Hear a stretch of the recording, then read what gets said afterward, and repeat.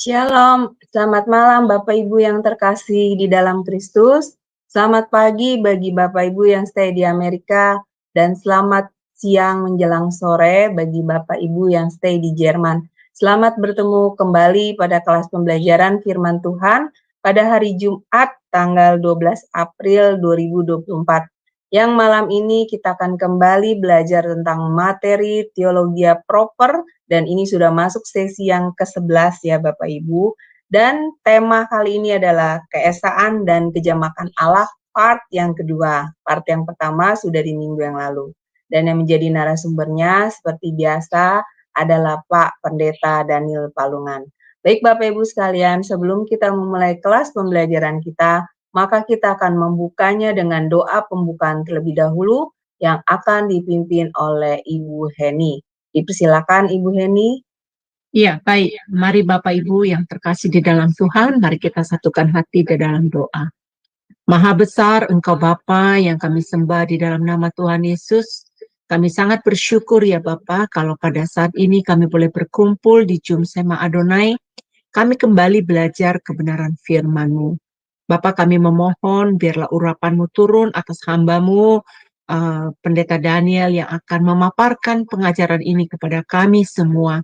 Biarlah setiap kata yang keluar dari mulut bibirnya itu berasal dari Engkau, dan biar itu menjadi berkat bagi banyak orang ya Bapa untuk mengenal keberadaan-Mu Tuhan atas firman-Mu ya Bapa. Bapak berkati juga Ibu Aling yang akan memimpin acara ini. Berkati operator kami, perangkat-perangkat kami yang kami pakai Tuhan, dan juga internet dan listrik kami. Bapak, kami percaya dengan pertolongan Allah Roh Kudus, Bapak, yang akan membantu setiap gerakan yang terjadi di menit-menit depan. Terima kasih Bapak, di dalam nama Tuhan Yesus kami mengucap syukur. Haleluya. Amin. Amin. Terima kasih Ibu Heni untuk doa pembukaannya bagi kami semua. Baik Bapak Ibu, sebelum kita masuk pada sesi pembelajaran kita, maka kita akan melihat terlebih dahulu profil dari Pak Pendeta Daniel Palungan.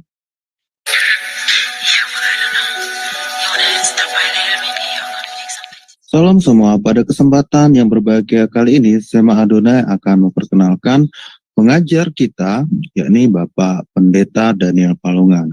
Dan berikut adalah profil singkat dari beliau. Bapak Pendeta Daniel Palungan, MIS MTH Demin, lahir di Tanah Toraja 10 Februari tahun 1960. Pendidikan Teologi, PGAK Seminari Betel, Jakarta, mulai tahun 1981 hingga tahun 1984. STII Jakarta, Teologia, mulai dari tahun 1996 hingga tahun 2000. STII Jakarta, S2 Misiologi, dari mulai tahun 2000 hingga tahun 2002. STT Antioquia, TCIST, S2 Sistematik Teologi, dari mulai tahun 2001 hingga tahun 2003. STT Berkat di Ministry tahun 2002 hingga tahun 2004. Pelayanan Gembala GBI Jemaat Tola Gracia Ciledug, Tangerang. Ketua Bidang Teologia GBI Wilayah 6 DPD Banten, mulai tahun 2015 hingga tahun 2023. Pendiri dan Ketua NCT Shalom Nusantara, mulai tahun 2001 hingga tahun 2013. Pendiri dan terlibat di divisi O sejak tahun 2021. Gembala di Jum Sema Adonai Ibadah Online. Karya penulis buku Kingdom Speaker. Pedoman praktis menggali Alkitab.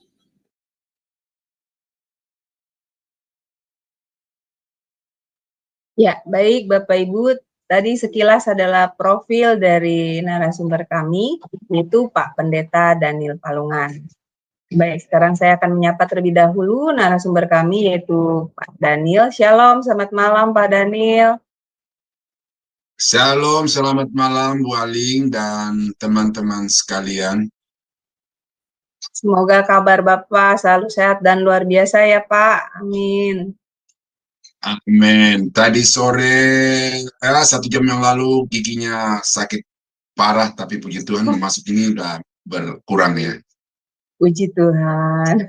Iya. Ya, selalu ada pemulihan kekuatan ya Pak dari Tuhan. Amin. Ya baik, Bapak silakan, saya persilakan waktu dan tempat kepada Pak Daniel. Silakan Pak. Oke. Nah, Bapak Ibu yang saya kasih di dalam Tuhan, kita masuk pada poin yang sangat kontroversi dari doktrin Alkitab, khususnya tentang teologi proper. Dan minggu lalu kita sudah bicara tentang keesaan dan kejamakan Allah. Ya, saya harus bicara tegas di sini Bapak Ibu, bahwa ini tidak bermaksud untuk menyerang, menjatuhkan atau apapun, tetapi saya paparkan kepada Bapak Ibu data-data, dan setiap penganut paham, baik oneness, Dwitunggal atau Tritunggal, harus memberikan argumentasi-argumentasi yang biblikal secara komprehensif. Nah, biblikal itu tidak cukup satu ayat ya. Biblikal komprehensif. Nah, tapi sebelum saya masuk lebih jauh ke dalam poin ini, saya mau menyampaikan dua hal, Bapak Ibu. Yang pertama bahwa, ya, nah ini saya bukan saja ini paham apa, pengalaman atau fakta lama, tetapi ini di dalam beberapa dalam bulan ini, saya mendapatkan video-video dari teman-teman yang berbicara tentang ada pengajar-pengajar, ya, pengajar-pengajar yang secara sistematis, ya, secara sistematis telah mengajarkan kepada peserta didik bahwa Alkitab bukan satu-satunya kebenaran yang mutlak. Ya, ini bagi saya di situ kita menghadapi satu bahaya yang serius di dalam iman kekristenan, oleh karena di Indonesia sedang masif juga pengajaran-pengajaran seperti Sema Adonai atau channel-channel seperti Sema Adonai ini, tetapi tujuannya adalah untuk menyerang bahwa Alkitab itu bukan satu-satunya kebenaran. Ada kebenaran lain yang setara, yang sejajar, yang memiliki otoritas yang sama dengan Alkitab. Dan bagi saya, ini sesuatu yang sangat-sangat serius, dan kalau saudara itu memiliki pandangan bahwa selain Alkitab ada kebenaran lain, berarti kita akan susah untuk bertemu di dalam diskusi tentang keesaan, kejamakan Allah atau Tritunggal. Itu kita akan susah untuk bertemu, karena orang-orang yang percaya bahwa selain Alkitab ada kebenaran lain, maka dia bisa saja mencari pembenaran dari selain Alkitab. Dan kalau saya dibawa ke situ, maka saya tidak akan mau mengikuti konsep itu, karena bagi saya Alkitab adalah satu-satunya kebenaran yang mutlak. Nah, itu sebabnya maka iman Kristen, pengajaran saya, ya, itu saya membuktikan dari Alkitab, karena Alkitab itu bagi saya adalah kebenaran yang tidak bisa disejajarkan dengan kebenaran manapun, dan kebenaran Alkitab itu adalah kebenaran yang mutlak. Ya, jadi itu kita mesti sepakat di situ. Yang kedua, bahwa sekarang ini juga masif, sistematis dan masif serangan terhadap Alkitab, bahwa di dalam Alkitab itu terdapat kesalahan. Ini bukan serangan baru. Ini bukan pikiran baru. Ini pikiran yang sudah lama, ya, dengan munculnya teologi liberal, ya, teolog liberal yang meragukan kebenaran Alkitab, yang mereka katakan bahwa di dalam Alkitab itu terdapat mitos. Karena itu mereka melakukan satu gerakan yang bernama gerakan demitologisasi dari Alkitab. Jadi bagian-bagian yang mereka anggap sebagai mitos itu disingkirkan, lalu yang tidak mitos itu yang dipertahankan sebagai kebenaran. Nah, apa yang menjadi ukuran kebenaran bagian-bagian tertentu dari Alkitab bagi mereka itu, kalau masuk akal, ya, kalau dapat dinalar, maka itulah kebenaran. Jadi bagian-bagian Alkitab yang tidak masuk akal bagi mereka itu mitos atau itu salah, itu tidak dapat dipertanggungjawabkan. Nah, serangan yang sama muncul kembali. Jadi saudara-saudara yang ada di channel ini, ya, saya harap saudara selektif, berhati-hati untuk mengikuti channel-channel, oleh karena tidak semua channel itu mengajarkan kebenaran firman Tuhan. Dan kita tidak bisa melarang mereka. Itu adalah hak, ini adalah era kebebasan. Jadi udara itu tidak bisa diblokir, tidak bisa dimonopoli oleh orang-orang tertentu. Tetapi saya sebagai gembala sidang, saya sebagai guru, saya punya kewajiban untuk memberikan kepada murid-murid saya dan kepada jemaat saya penjelasan yang jelas dan tegas dari Alkitab. Ya, jadi karena itu maka bapak-bapak, ibu-ibu, kalau saya menyebutkan aliran-aliran tertentu, saya harap bapak ibu tidak merasa tersinggung atau apapun, karena saya mau supaya bapak ibu bisa melihat fakta-fakta yang terdapat di dalam Alkitab. Nah, khususnya minggu lalu kita bahas tentang keesaan dan kejamakan Allah. Bagi penganut paham oneness, dia tidak cukup untuk mengutarakan ayat-ayat yang mengatakan bahwa Allah itu satu. Tetapi dia harus memecahkan, ya, dalam tanda kutip, memecahkan, memberikan penafsiran yang benar tentang ayat-ayat yang jelas-jelas mengatakan bahwa Allah itu jamak. Seperti Kejadian 1 ayat 26, Kejadian 3 ayat 22, dan banyak contoh-contoh di dalam Alkitab yang menyatakan bahwa Allah itu tampil dengan pribadi yang jamak. Nah, jadi para penganut-penganut paham oneness itu harus diselesaikan. Kalau dia tidak mampu menyelesaikan tentang kejamakan yang nyata di dalam Alkitab itu dan merubahnya menjadi sesuatu yang tunggal, maka berarti ajarannya itu tidak bisa dapat dipertanggungjawabkan. Sama seperti ini. Ya, ini saya mau bicara keras sekarang dari sini. Orang yang mengatakan Yesus Tuhan, ya, orang yang mengatakan Yesus bukan Tuhan, dia tidak hanya cukup untuk mengangkat ayat-ayat yang mengatakan Bapa lebih besar dari aku, ya, Bapa lebih besar daripada aku. Itu tidak hanya cukup dia mengangkat ayat itu, tetapi ayat-ayat yang bertebaran di dalam Alkitab yang dinyatakan oleh malaikat bahwa hari ini telah lahir bagimu juru selamat di kota Daud. Ayat-ayat yang ditulis oleh Paulus mulai dari kitab Roma sampai kepada kitab yang terakhir apa itu? Filemon apa Ibrani itu, saya tak lupa itu. Pokoknya dari semua surat-surat yang ditulis oleh Paulus itu Paulus dengan tegas mengatakan bahwa Yesus adalah Tuhan. Supaya kita jangan berdebat kusir ke depan hanya karena mempertahankan keyakinan, maka bagi orang-orang yang mengatakan Yesus bukan Tuhan, coba buktikan surat-surat Paulus yang mengatakan Yesus bukan Tuhan, Yesus adalah Tuhan, ya, yang Paulus katakan Yesus adalah Tuhan, oleh orang-orang yang mengatakan bahwa Yesus bukan Tuhan. Buktikan bahwa ayat-ayat itu tidak bermaksud bahwa Yesus itu Tuhan. Nah, itu pekerjaan yang wajib dikerjakan oleh orang-orang yang menyangkal ketuhanan Yesus. Jadi bukan hanya menyangkal, tetapi harus memberikan solusi terhadap bagian-bagian Alkitab yang mengatakan bahwa Yesus adalah Tuhan, Yesus adalah penyelamat. Nah, ini yang menjadi masalah oleh karena orang itu hanya berpatokan kepada satu ayat.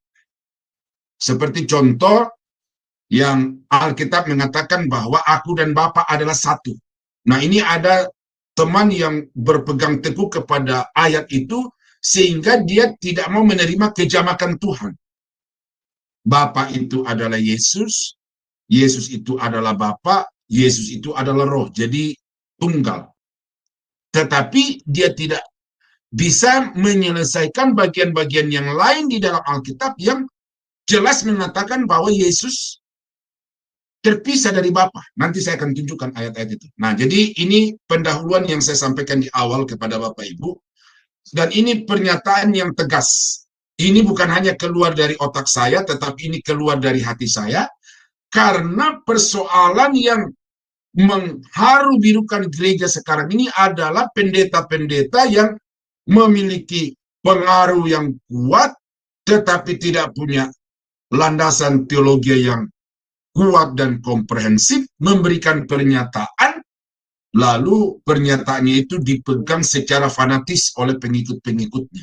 Sementara ada banyak ayat-ayat di dalam Alkitab yang sama sekali tidak dipertimbangkan atau tidak dijadikan sebagai satu komparasi dari pernyataan-pernyataannya. Ya, jadi ini tegas saya bicara seperti itu kepada Bapak Ibu tanpa bermaksud untuk menyerang, tetapi untuk menanamkan kepada teman-teman yang ada di channel ini dan juga yang beberapa murid saya itu, supaya kalau kita mau berpegang teguh kepada sesuatu atau satu ayat tertentu, maka mari kita bandingkan dengan ayat-ayat yang lain dalam Alkitab. Dan kalau ada yang kontra, ya, satu sisi kita berpegang kepada ketunggalan Allah, tetapi ada ayat-ayat yang menyatakan tegas bahwa Tuhan itu jamak, maka ayat-ayat yang menyatakan kejamakan Tuhan ini harus ditafsir, harus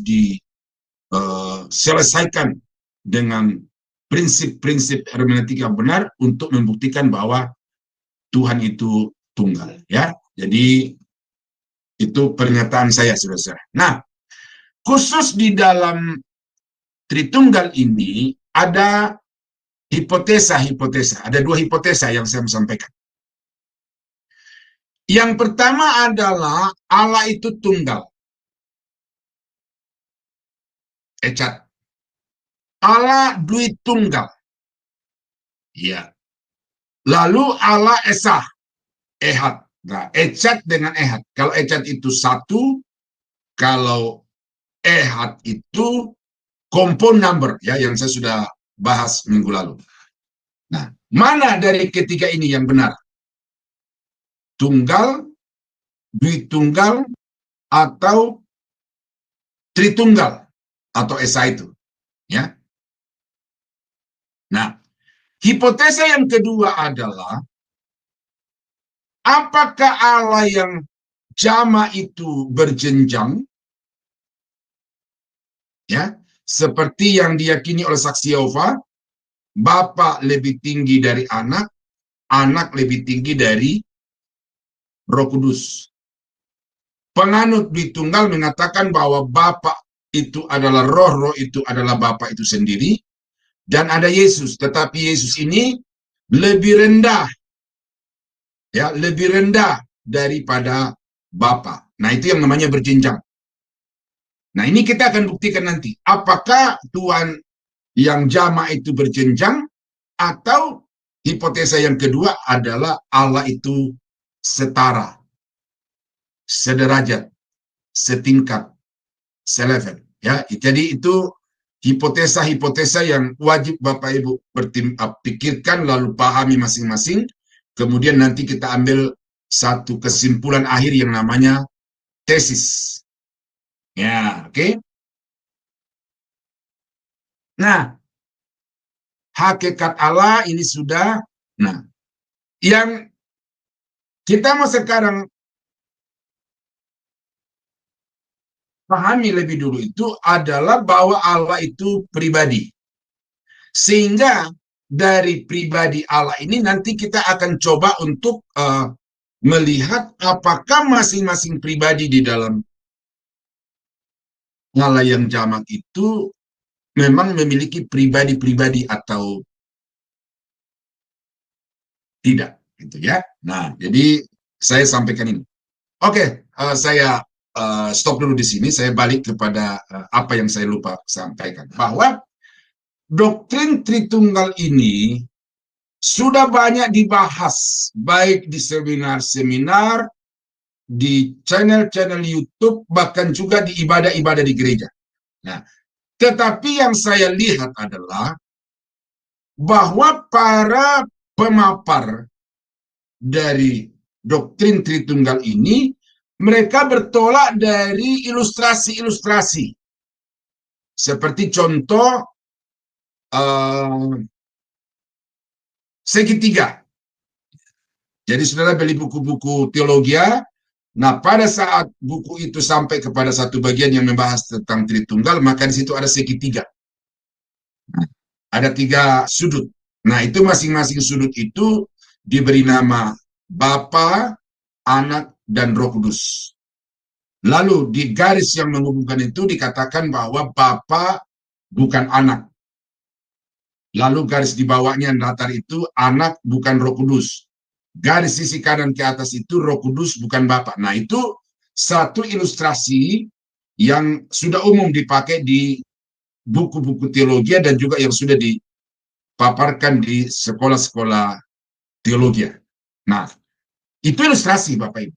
Tetapi itu tidak memberikan satu solusi yang biblikal. Ilustrasi yang lain adalah matahari. Matahari. Bahwa matahari ini satu, tetapi di dalam matahari itu ada 3 unsur. Sama. Yang pertama adalah planetnya itu sendiri. Dan dari planet itu keluar cahaya. Dari planet itu keluar panas.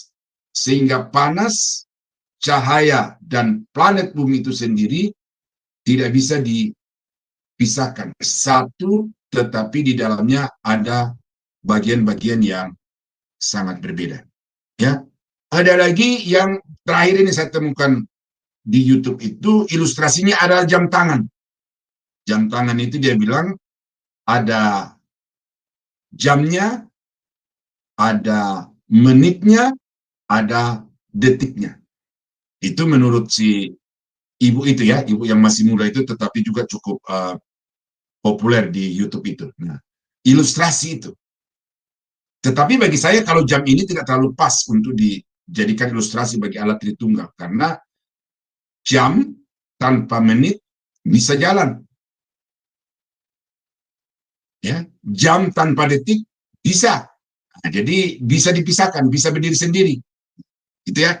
Saya tidak mau larut di dalam ilustrasi-ilustrasi seperti itu. Ya.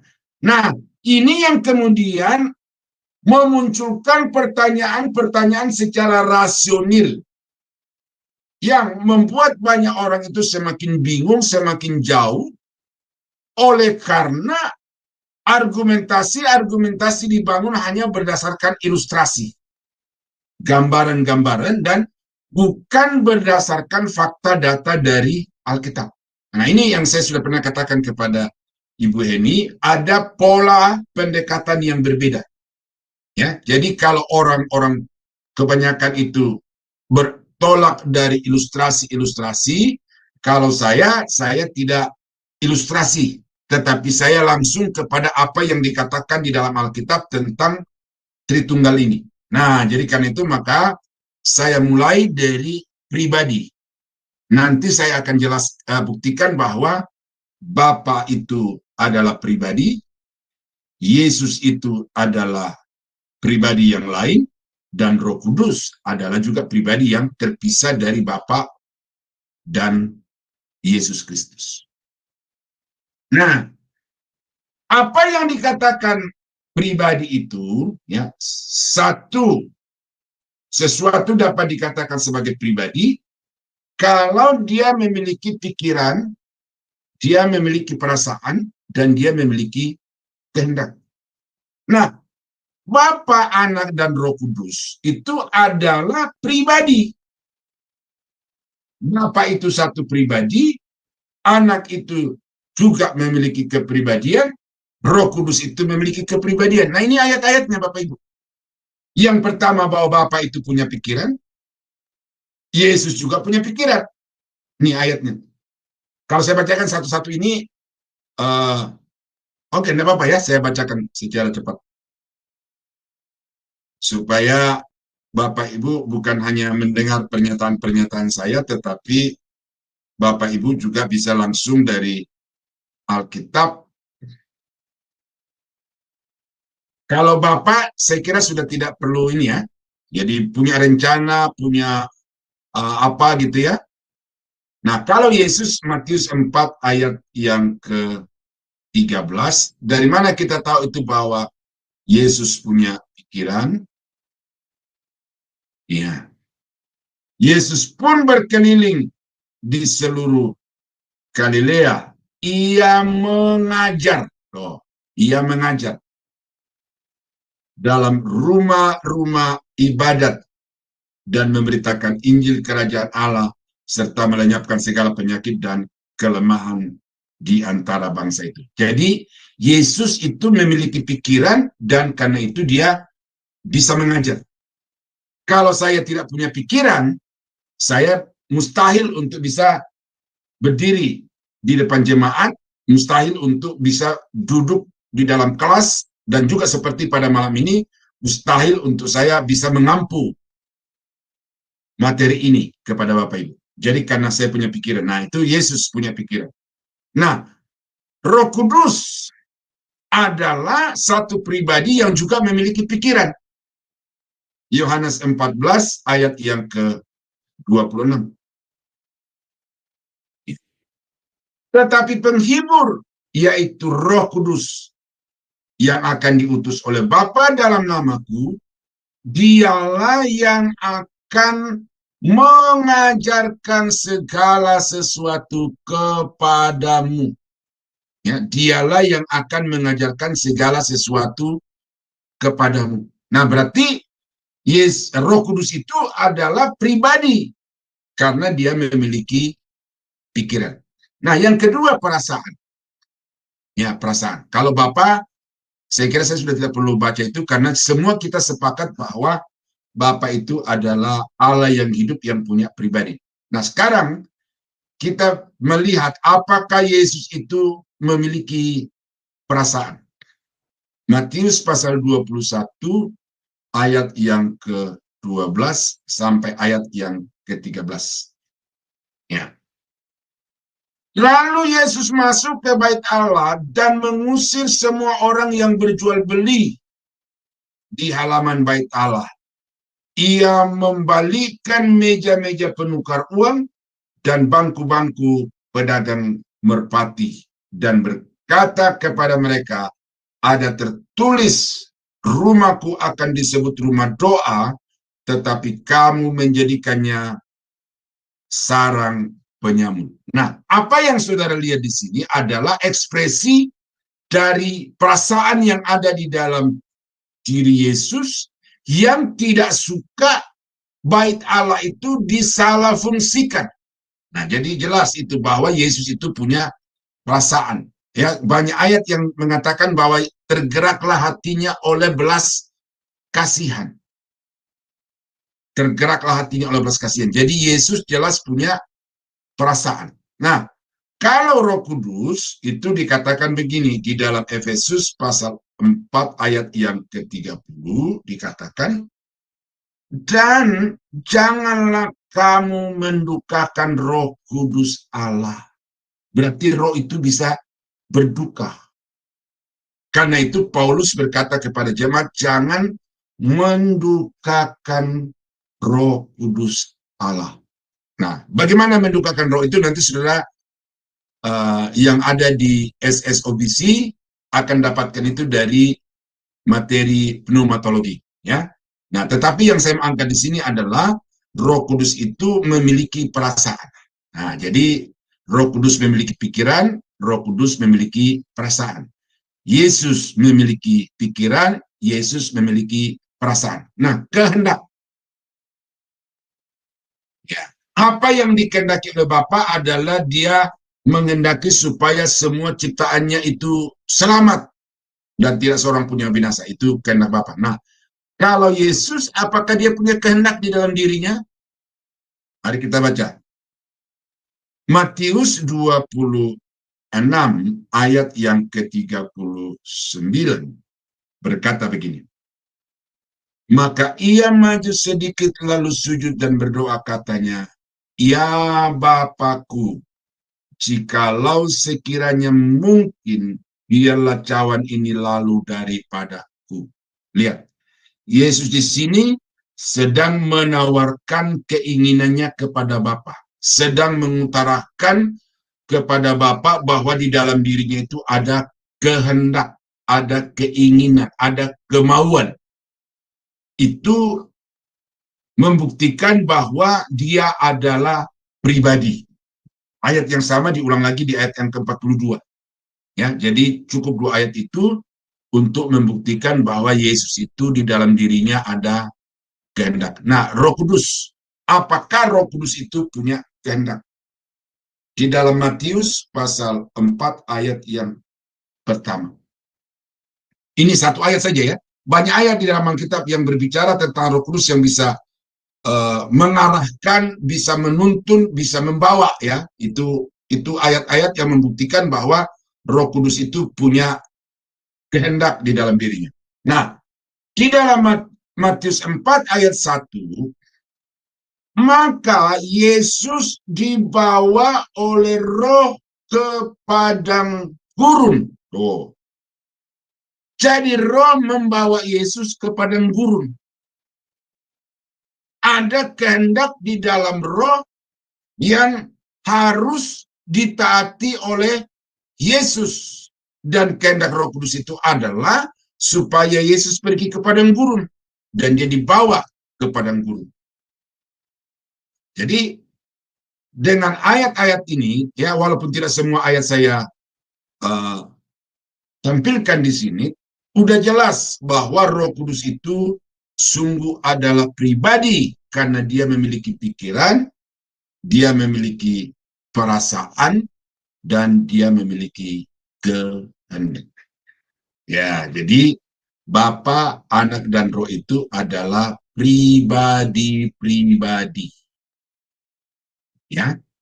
Nah, kesatuan dan kejamakan saya sudah bahas ini minggu lalu, tetapi yang saya belum paparkan minggu lalu itu adalah keterpisahan. Ya, keterpisahan artinya apa? Bukan Yesus bisa lepas dari Bapa lalu jadi Tuhan, tetapi artinya bahwa memang sebagai pribadi-pribadi itu dia independen, ya, independen di dalam dirinya. Nah ini penampakan dari Tritunggal itu. Nah ini ketika Yesus dibaptis itu, sesudah Yesus keluar dari air, itu ada satu pribadi, lalu ada suara dari surga, itu adalah pribadi yang lain, lalu Roh Kudus hingga pada Yesus di dalam rupa burung merpati, itu adalah pribadi yang lain. Di dalam Yohanes pasal 8 ayat yang ke-42, ya, kata Yesus itu satu pribadi, ya, kata Yesus itu pribadi, ya. Jikalau Allah adalah Bapamu, kamu akan mengasihi aku. Nah, Allah itu adalah pribadi yang di luar Yesus, terpisah dari Yesus. Sebab aku keluar dan datang dari Allah, dan aku datang bukan atas kehendakku sendiri, melainkan Dia yang mengutus aku. Nah, jadi kita melihat di sini bahwa ada Bapa yang menghendaki supaya Yesus datang ke dalam dunia, dan ada pribadi yang lain yang datang ke dalam dunia ini, yaitu Yesus Kristus. Berarti apa? Jelas di sini bahwa Bapa terpisah dari anak, atau anak terpisah secara pribadi ya dari Yesus. Nah, di dalam Yohanes pasal 15 ayat yang ke-20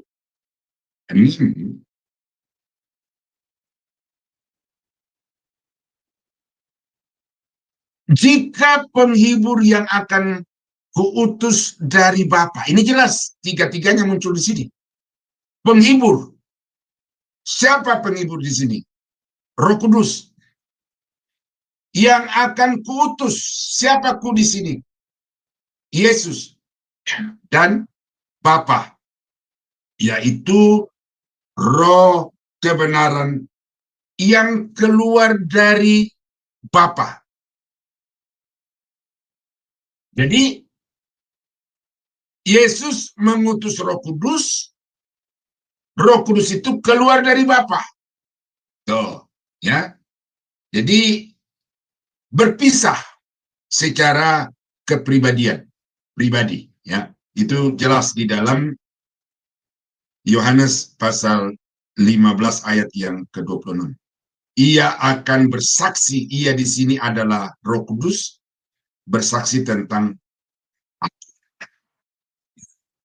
di dalam pasal 16 ayat yang ke-15, ya, ini sekali lagi di sini keterpisahan, ya. Kalau minggu lalu itu kejamakan, ya. Nih. Yohanes 16 ayat yang ke-15 berkata, segala sesuatu yang Bapa punya. Nah, Bapa itu adalah satu pribadi, adalah aku punya. Pribadi yang terpisah dari Bapa. Sebab itu aku berkata, ia akan memberitakan. Nah, ia di ayat yang ke-15 itu tidak menunjuk kepada Bapa, apalagi kepada Yesus, tetapi itu menunjuk kepada ayat yang ke-13 di atas, ya. Tetapi apabila ia datang, yaitu roh kebenaran, ia akan memimpin kamu ke dalam seluruh kebenaran. Sebab ia tidak akan berkata-kata dari dirinya sendiri, tetapi segala sesuatu yang didengarnya, itulah yang akan dikatakannya, dan ia akan memberitakan kepadamu hal-hal yang akan datang. Ia akan memuliakan aku, sebab ia memberitakan kepadamu apa yang diterimanya daripada. Nah, jadi ada Bapa, ada aku, dalam hal ini Yesus, dan ada ia, dalam hal ini adalah Roh Kudus. Nah, jadi jelas Bapak Ibu bahwa ada keterpisahan, ya, bukan tunggal, tetapi Bapa terpisah dari Anak, Roh Kudus terpisah dari Bapa dan Yesus. Nah, saya kira itu Bapak Ibu sudah bisa menalar itu nanti, memahami itu, dan saya hanya memperlihatkan kepada Bapak Ibu beberapa ayat yang mengatakan bahwa pribadi-pribadi di dalam kealahan itu saling terpisah satu dengan yang lain, ya. Nah, sebelum saya masuk kepada bukti-bukti lain di dalam Alkitab bahwa Yesus itu Allah, Roh Kudus itu Allah, ini sifat-sifat yang sudah kita percaya semua, bahwa ini adalah mutlak miliknya Allah. Tidak mungkin ada pribadi-pribadi yang memiliki sifat-sifat ini kecuali Allah. Dan ini saya mau supaya Bapak Ibu paham bahwa ini Bapa, ya, ini Bapa ini. Nah, nanti kita akan melihat apakah sifat-sifat ini ada pada Yesus atau tidak. Oke? Nah, Allah Maha Hadir. Saya tidak perlu jelaskan lagi. Allah, atau saya katakan ini, Bapa atau Yahweh Maha Hadir. Bapa atau Yahweh Maha Tahu. Bapa atau Yahweh Maha Kuasa. Bapa atau Yahweh tidak berubah. Ya, sisi lain dari kekal. Ya.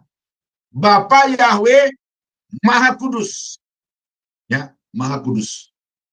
Lalu Bapa itu kekal adanya. Yahweh itu kekal adanya. Nah, kalau kita bicara ini, maka kita pasti akan sepakat bahwa betul ini adalah sifat-sifat yang dimiliki oleh Allah. Nah, apakah sifat-sifat ini hanya dimiliki oleh Bapa, oleh Yahweh, atau juga sifat-sifat ini ada pada Yesus? Nah, ini yang saya mau buktikan kepada Bapak Ibu, bahwa sebagaimana Bapa itu memiliki sifat-sifat kealahan yang penuh, maka demikian juga Yesus memiliki sifat-sifat kealahan yang penuh. Maha hadir, maha tahu, maha kuasa, tidak berubah, maha kudus, dan kekal adanya. Ya, itu saudara boleh screenshot, lalu kemudian nanti ketika saya berbicara tentang sifat-sifat yang ada pada Yesus dan pada Roh Kudus, saudara nanti serta-merta mencocokkannya. Ya. Nah, ini. Tadi kita sudah bicara mengenai maha hadir, maha tahu, maha kuasa, kekal, maha kudus, dan tidak berubah. Itu makanya tadi saya tampilkan di atas satu slide sendiri itu, supaya kita bisa melihat sifat-sifat Allah yang utuh itu. Nah, sekarang kita mau melihat apakah sifat maha hadir itu juga ada pada Yesus. Ya, saya akan baca ayat ini satu demi satu, supaya saudara melihat bahwa yang memiliki 6 sifat ini bukan hanya Bapa, tetapi juga dimiliki oleh Yesus. Ya, kita fokus kepada Yesus dulu ya. Nanti baru kita balik lagi ke Roh Kudus. Nah, di dalam Matius pasal 28 ayat yang ke-20, dan ajarlah mereka melakukan segala sesuatu yang telah kuperintahkan kepadamu. Nah ini, dan ketahuilah aku menyertai kamu senantiasa sampai kepada akhir zaman. Semua penulis-penulis buku teologi yang berbicara tentang ketuhanan Yesus, ayat ini yang menjadi landasan utamanya. Bahwa Yesus itu maha hadir. Nah, oke. Kamu di dalam ayat ini, ya, kamu di dalam ayat ini adalah murid-murid. Bukan murid, tetapi murid-murid. Ya, saya harap Bapak Ibu mengerti. Murid itu tunggal, murid-murid itu jamak. Dan kita tahu itu di dalam Alkitab ada 12 minus 1 Yudas. Berarti setidak-tidaknya di dalam ayat ini 11. Tetapi kalau kita baca di dalam kitab Korintus, bahwa jumlah mata yang menyaksikan Yesus terangkat ke surga pada waktu itu ada 500 lebih orang. 500 lebih pasang mata. Jadi kita ambil yang terkecil aja, yang 11 orang murid Yesus itu. Nah, kemana saja murid-murid Yesus ini?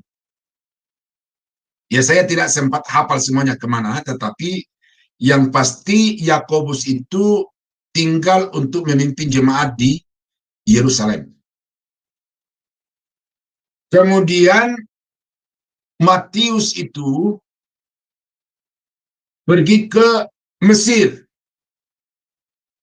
mendirikan jemaat di Mesir, dan dia mati di Mesir. Nah, saudara bisa temukan itu dalam peta jarak antara Israel, Yerusalem dengan Mesir. Itu berapa jauh? Ya, lalu pergi ke Asia Selatan, yang sejarah gereja mencatat bahwa Yakobus itu melayani di India, memberitakan Injil ke India. Oh, saudara bisa tarik lagi berapa jarak dari Yerusalem ke India.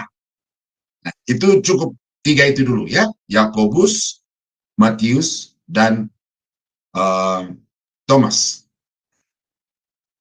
Belum lagi kalau mereka bergerak dari satu tempat ke tempat lain, seperti Paulus. Paulus ini orangnya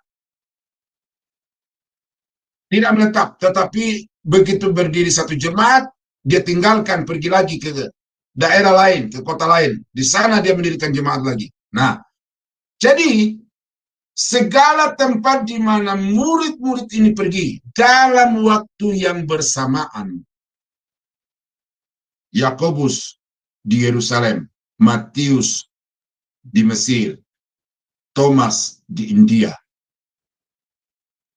Maka Tuhan Yesus ada bersama-sama dengan mereka pada waktu yang bersamaan. Aku menyertai kamu orang per orang dari 11 atau yang 500 orang itu. Kemanapun kamu pergi, aku ada pergi bersama dengan kamu.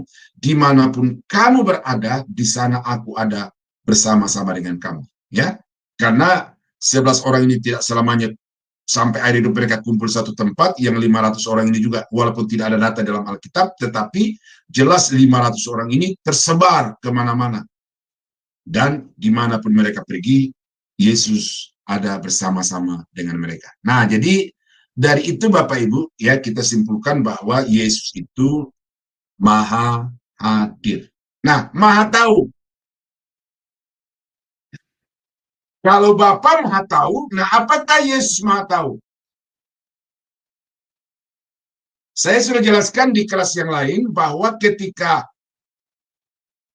Allah menambahkan diri kepada dirinya sifat-sifat kemanusiaan, kealahannya tidak berkurang sedikit pun. Tetapi yang berkurang adalah manifestasinya. Ya, jadi tidak didemonstrasikan kealahannya itu secara penuh, tetapi demonstrasinya itu, ya kalau saudara agak kurang paham dengan manifestasi, ya di demonstrasinya itu dikurangi. Ya. Nah, di dalam Matius pasal 9 ayat yang keempat. Ya. Tetapi Yesus mengetahui pikiran mereka. Tuh, siapa mereka di sini? Kalau tidak salah ini ahli-ahli Taurat dan orang-orang Farisi. Ya, saya baca mulai dari ayat yang ke-1. Sesudah itu naiklah Yesus ke dalam perahu lalu menyeberang. Kemudian sampailah ia ke kotanya sendiri. Maka dibawa oranglah kepadanya seorang lumpuh yang terbaring di tempat tidurnya. Ketika Yesus melihat iman mereka, berkatalah ia kepada orang lumpuh itu, percayalah, hai anakku, dosamu sudah diampuni. Nah, ini ayat 3. Maka berkatalah beberapa orang ahli Taurat dalam hatinya. Nih, berbisik di dalam hatinya, tidak berbicara kepada orang lain, tetapi masing-masing ahli Taurat itu berbicara di dalam hatinya. Ia menghujat Allah. Tanpa suara sedikit pun keluar. Tetapi ayat yang keempat, tetapi Yesus mengetahui pikiran mereka, lalu berkata, mengapa kamu memikirkan hal-hal yang jahat di dalam hatimu? Jadi jelas, belum terungkap, masih merupakan niat hati, rancangan pikiran, itu sudah diketahui oleh Tuhan. Di dalam Lukas pasal 9 ayat yang ke-47, sama juga nih. Tetapi Yesus mengetahui pikiran mereka, karena itu ia mengambil seorang anak kecil dan menempatkannya di sampingnya. Nah, ini antara murid-murid ini, ya. Maka timbullah pertengkaran di antara murid-murid Yesus tentang siapa yang terbesar di antara mereka.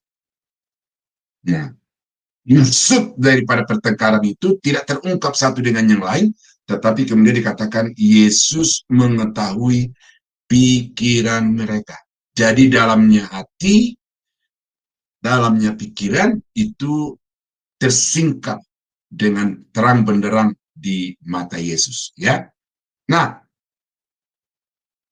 Maha Kuasa. Yesus membangkitkan Lazarus, itu udah pasti itu, ya. Saya tidak perlu bacakan itu karena Bapak Ibu sudah tahu. Berarti Yesus itu adalah pemegang kehidupan, pengendali kehidupan. Yesus itu kekal. Nah, ini saya bacakan beberapa ayat ini untuk membuktikan bahwa Yesus itu bukan baru ada di kandang domba, tetapi Yesus itu kekal.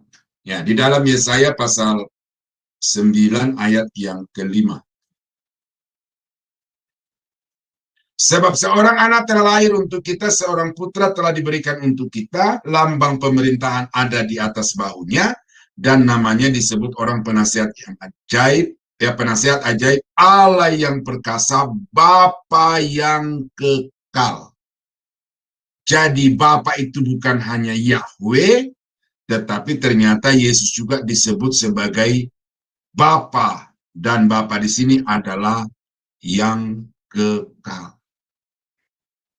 Mika 5 ayat 1, ya. Ya. Tetapi engkau, hai Betlehem Efrata, hai yang terkecil di antara kaum Yehuda, daripadamu akan bangkit bagiku seorang yang akan memerintah Israel, seorang yang akan memerintah Israel, yang permulaannya sudah sejak purbakala, sejak dahulu kala. Nah, jadi hanya menyebutkan, tetapi tidak ada satu titik yang titik awalnya. Dikatakan yang permulaannya sejak purbakala, sejak dahulu kala.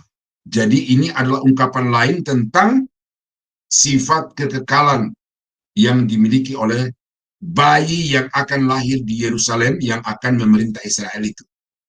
Nah, kemudian di dalam Yohanes pasal 1 ayat yang ke-1, ya, pada mulanya adalah firman. Firman ini logos. Firman itu bersama-sama dengan Allah, Theos. Dan firman itu adalah Allah. Nah, ini yang saya mau sebutkan di sini adalah pada mulanya. Nah, kata pada mulanya itu ya senada dengan sejak zaman dahulu kala, sejak purbakala di dalam Mika pasal 5 ayat 1 itu. Di dalam Yohanes pasal 17 ayat yang ke-5, ya. Yohanes 17 ayat yang ke-5. Oleh sebab itu ya Bapa, permuliakanlah aku padamu sendiri dengan kemuliaan yang kumiliki di hadiratmu sebelum dunia ada. Jadi sebelum dunia ada, Yesus itu memiliki kemuliaan yang sama seperti yang dimiliki oleh Bapa. Nah, ya bukan kemuliaannya yang saya mau tekankan di sini, tetapi yang sudah ada memiliki kemuliaan itu sebelum dunia ada. Nah, kalau begitu, umurnya Yesus lebih panjang daripada umurnya dunia ini. Berarti dia Allah yang kekal. Maha Kudus. Ya, saya kira ini kita sudah tidak perlu meragukan dan saya tidak perlu baca ini, bahwa Yesus itu adalah pribadi yang kudus. Dia manusia, tetapi satu-satunya sifat manusia yang dia tidak miliki yaitu dia tidak berbuat dosa, tidak berubah. Ya, Ibrani pasal 13 ayat yang ke-8. Yesus tetap sama dulu, sekarang, dan sampai selama-lamanya. Dulu atau kemarin ya, coba saya baca dulu.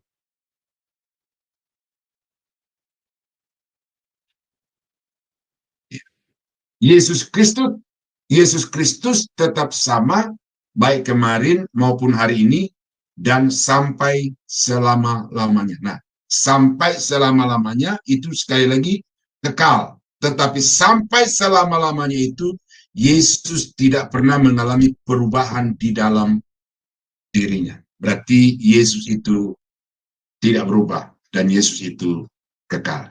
Nah, jadi Bapak Ibu, dari ayat-ayat itu saya sudah bisa menyimpulkan bahwa sebagaimana Bapa atau Yahweh itu memiliki sepenuh sifat-sifat kealahan, maka semua sifat-sifat kealahan yang dimiliki oleh Bapa itu ternyata juga ada pada Yesus dengan sempurna. Ya, ada pada Yesus dengan sempurna. Dengan demikian, sebagaimana Bapa itu adalah Allah atau Tuhan, maka Yesus adalah Allah atau Tuhan karena sifat-sifatnya. Nah, sekarang kita mau kepada Roh Kudus, ya. Mau membahas tentang Roh Kudus. Apakah sifat-sifat yang dimiliki oleh Allah itu juga dimiliki oleh Roh Kudus secara penuh, secara sempurna, ya? Kita buka dulu Mazmur 139 ayat yang ke-7 sampai dengan ayat yang ke-10. Kemana aku dapat pergi menjauhi roh? Dia tidak katakan kemana aku dapat pergi menjauhimu. Ya. Tetapi rohmu berarti menunjuk satu pribadi di samping Allah. Kemana aku dapat lari dari hadapanmu? Nah ini.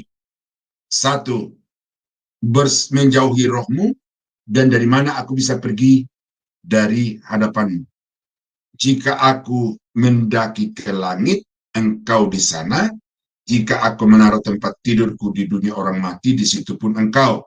Jika aku terbang dengan sayap fajar dan membuat kediaman di ujung laut, juga di sana tanganmu akan menuntun aku dan tangan kananmu memegang aku.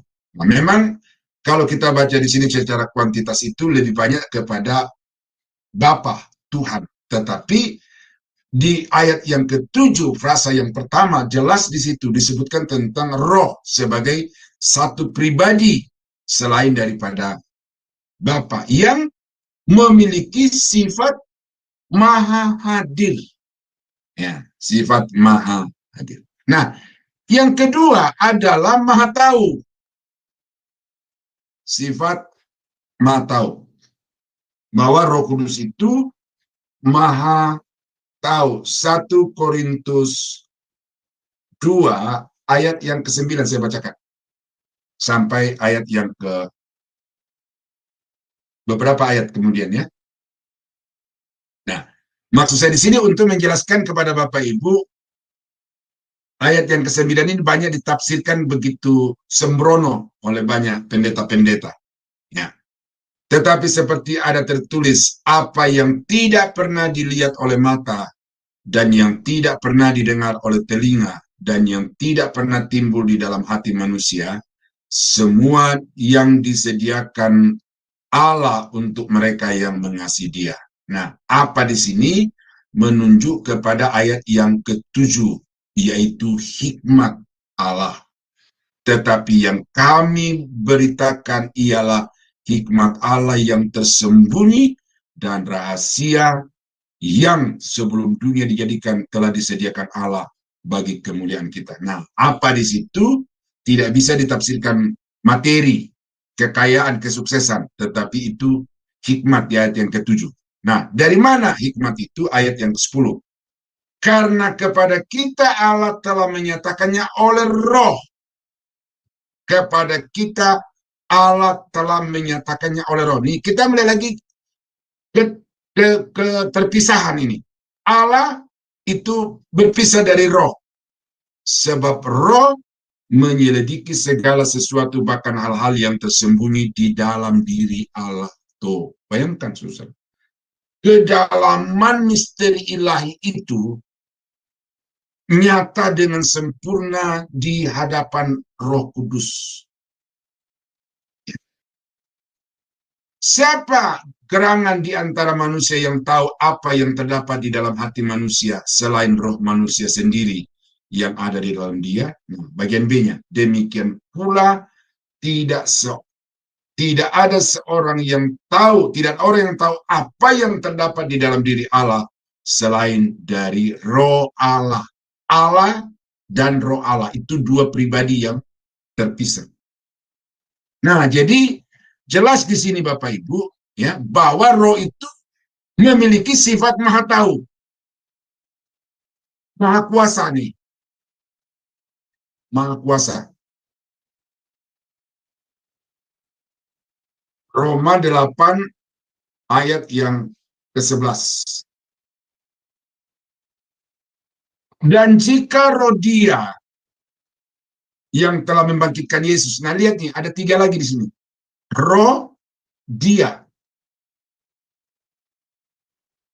Lalu Yesus yang telah membangkitkan Yesus dari antara orang mati diam di dalam kamu, maka ia, roh itu yang telah membangkitkan Kristus Yesus dari antara orang mati akan menghidupkan juga tubuhmu yang fana itu oleh rohnya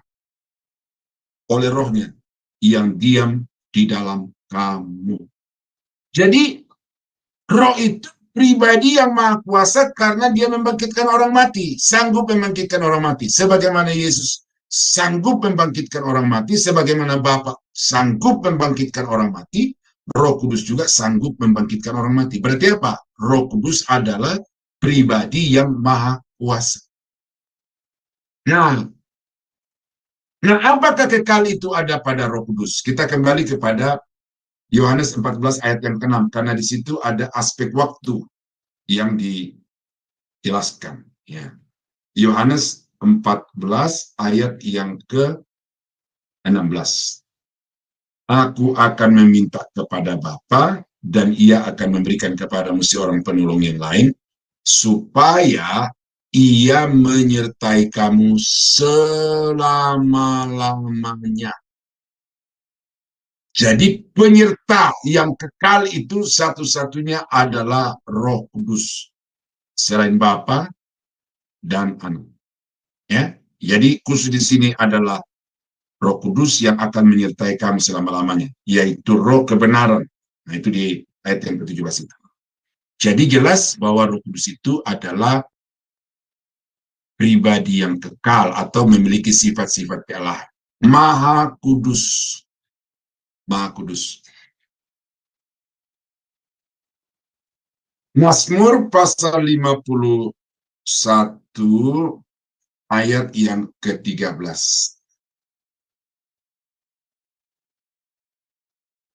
Ya, ini kadang-kadang saya agak bingung ini penomoran di HP ini, saudara ya. Ada nomor di depan, kemudian ada dalam kurung, tetapi rupanya dalam kurung di sini ayat 15.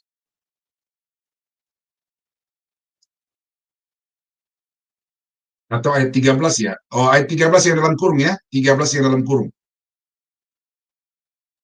Janganlah membuang aku dari hadapanmu, dan janganlah mengambil rohmu yang kudus daripadaku. Rohmu yang kudus. Di sini Daud agak dilema karena dia telah berbuat dosa dan itu akan berimplikasi dalam hubungannya dengan Tuhan. Karena dosa yang dibuatnya, maka bisa saja Tuhan murka, bisa saja Tuhan murka, membuang dari hadapannya. Lalu bisa saja karena dosa yang dia perbuat itu, maka Roh Kudus itu undur daripada Daud. Nah, jadi dari situ kita bisa melihat bahwa roh itu selain disebutkan di sini sebagai roh yang kudus, kedua bahwa roh itu memang tidak akan pernah kompromi dengan dosa. Berarti Roh Kudus itu adalah pribadi yang maha kudus, tidak berubah. Nah, tentu ini agak tafsir Bapak Ibu, tetapi saya bacakan di sini ya, karena tidak terang-terangan di sini dikatakan. Efesus pasal 1 ayat yang ke-13 dan 14. Ya. Tetapi walaupun ini tafsir ya Bapak Ibu, saudara bisa melihat ya bahwa Roh Kudus itu juga tidak berubah. Di dalam Dia kamu juga, karena kamu telah mendengar firman kebenaran, yaitu Injil keselamatanmu. Dia di situ adalah Yesus. Di dalam Dia kamu juga ketika kamu percaya dimeteraikan dengan Roh Kudus. Nah, jadi Roh Kudus di sini adalah alat pemeteraian yang mengesahkan kepemilikan Allah atas orang-orang berdosa yang kemudian percaya oleh karena iman kepada Injil. Ayat yang ke-13, kalimat-kalimat di atas itu ya. Dimeteraikan dengan Roh Kudus yang dijanjikannya itu. Dan Roh Kudus itu adalah jaminan. Tuh. Jadi apa yang dikerjakan Roh Kudus ini adalah untuk memeteraikan orang-orang yang percaya supaya dia sah menjadi milik Bapa. Dan yang kedua, Roh Kudus itu adalah penjamin. Nah, karena dia penjamin yang ditetapkan oleh Allah, maka saya berkesimpulan di sini bahwa Roh Kudus itu tidak berubah. Karena begitu dia berubah, berarti kepemilikan Allah atas orang-orang berdosa itu juga dengan sendirinya akan berubah, hilang status kepemilikan Allah atas dirinya. Nah, jadi saya simpulkan di sini, saudara, berdasarkan penafsiran bahwa Roh Kudus itu adalah pribadi yang tidak berubah. Nah, tetapi tidak berubah ini, selain kita lihat ayat ini, kita kaitkan dengan kekal. Bahwa Roh Kudus itu kekal, ya dengan sendirinya dia tidak berubah. Jadi kekal dan tidak berubah itu hampir identik, ya Bapak Ibu. Nah, jadi saudara-saudara kekasih di dalam Tuhan, dengan demikian jelas bahwa sifat-sifat yang dimiliki oleh Allah Bapa dalam hal ini, dan sudah terbukti juga dimiliki oleh Yesus, itu ternyata juga dimiliki secara sempurna oleh Roh Kudus. Roh Kudus itu maha hadir, Roh Kudus itu maha tahu, Roh Kudus itu maha kuasa, Roh Kudus itu kekal, Roh Kudus itu maha kudus, dan Roh Kudus itu tidak berubah. Nah, dengan demikian, saya katakan, bukan saja berdasarkan iman keyakinan saya, tetapi berdasarkan fakta-fakta ini, bahwa Roh Kudus adalah Allah. Roh Kudus adalah Allah. Nah, ini bukti-bukti yang lain di dalam Alkitab yang menyatakan bahwa selain Bapa itu Tuhan atau Allah, ternyata Yesus adalah Allah dan Roh Kudus juga adalah Allah. Nah, kita mau kepada kata Yahweh. Yahweh itu siapa? Apakah Yahweh itu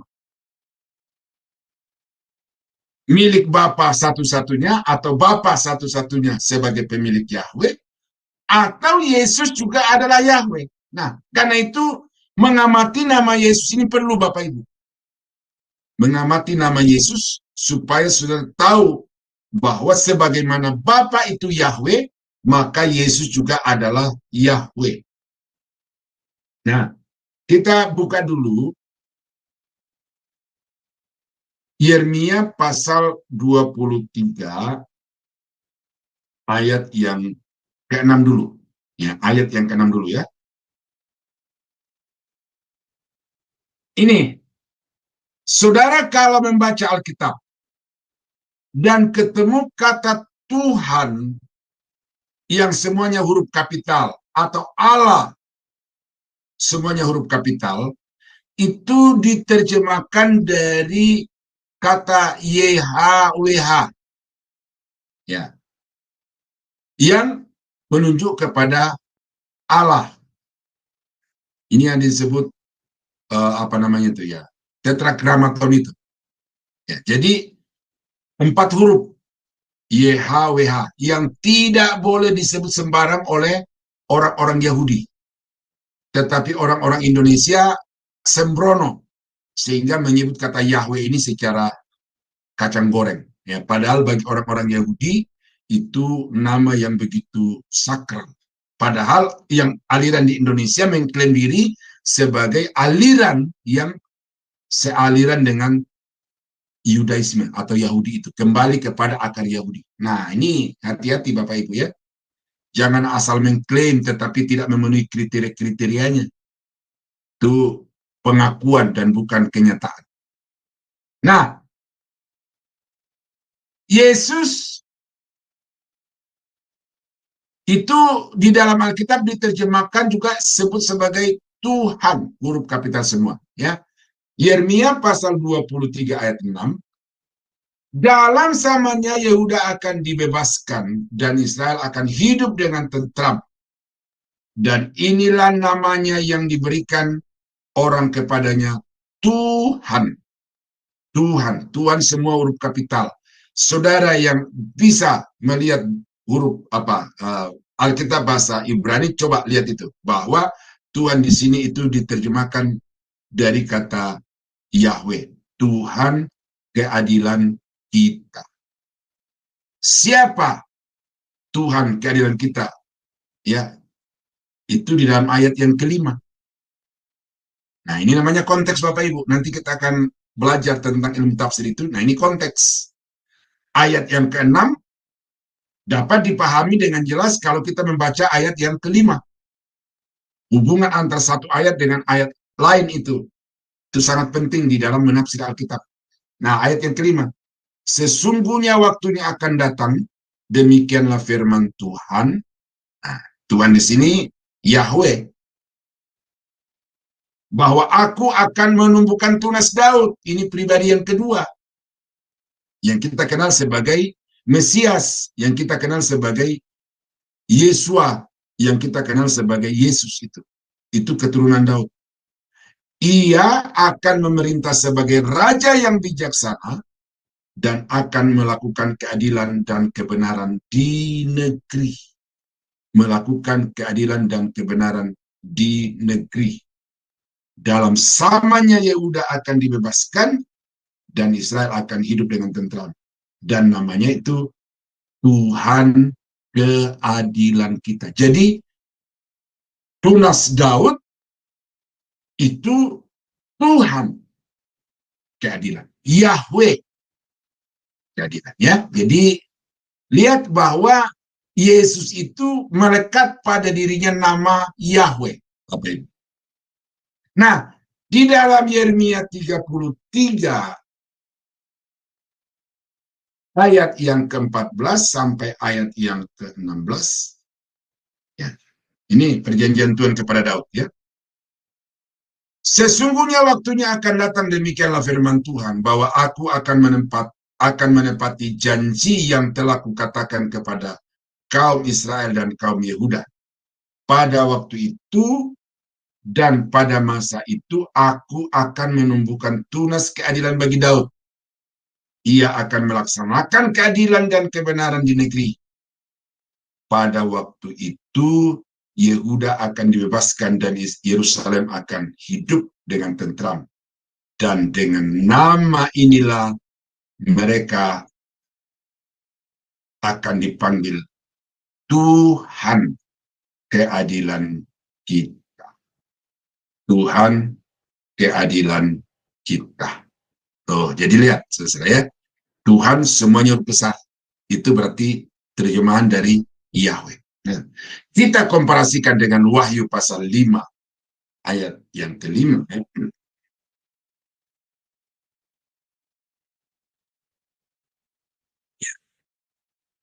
Lalu berkatalah seorang dari tua-tua itu kepadaku, ya, ini kepada Yohanes, janganlah engkau menangis, sesungguhnya singa dari Yehuda, yaitu tunas Daud, yaitu tunas Daud, telah menang sehingga ia dapat membuka gulungan kitab itu dan membuka ketujuh materainya. Jadi penjelasan tunas Daud yang dimaksud di dalam Yeremia 23 dan 33 itu dikatakan di dalam Wahyu pasal 5 ayat 5 di sini, ya. Yesus itu, ya, ayat yang ke-9. Dan mereka menyanyikan suatu nyanyian baru, katanya, engkau layak menerima gulungan kitab itu dan membuka meterai-meterainya, karena engkau telah disembelih dan dengan darah engkau telah membeli mereka bagi Allah dari setiap suku dan bahasa, kaum dan bahasa. Tidak terlalu menyolok di situ, ya, tetapi coba Wahyu pasal 22 ayat 16.